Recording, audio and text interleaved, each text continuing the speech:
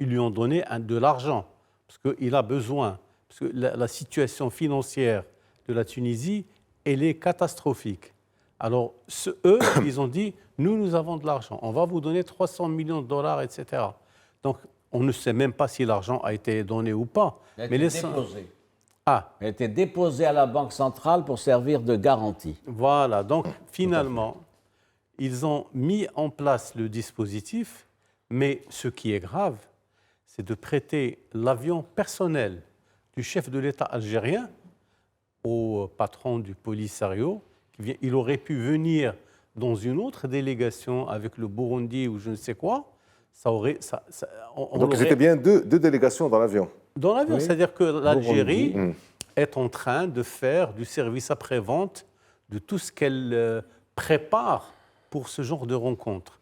Donc finalement, on a eu droit à disons, à ce moment de télévision qui est en fait, quand on le regarde, il est unique. Quand on le regarde comme ça, on se dit, qu'est-ce qui se passe? Où est-ce qu'on est?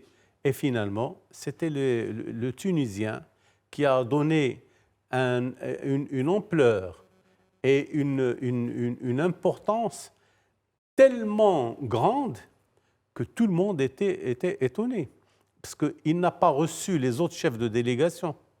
C'est le seul chef de délégation qu'il a reçu lui-même, avec les honneurs que l'on doit au chef d'État, avec le tapis rouge, etc.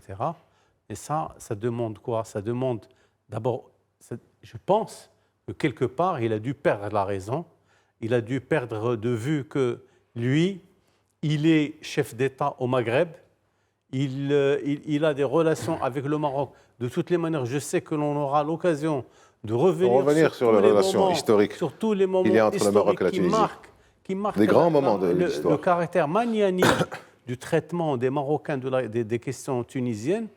Mais Kais Saïd a vraiment fait le coup comme il l'a fait pour son propre peuple. Parce qu'il a cassé le Parlement, il a cassé la Constitution, il a cassé tout le dispositif politique dans son pays. Ce n'est plus une affaire extérieure pour nous, c'est une affaire du Maghreb.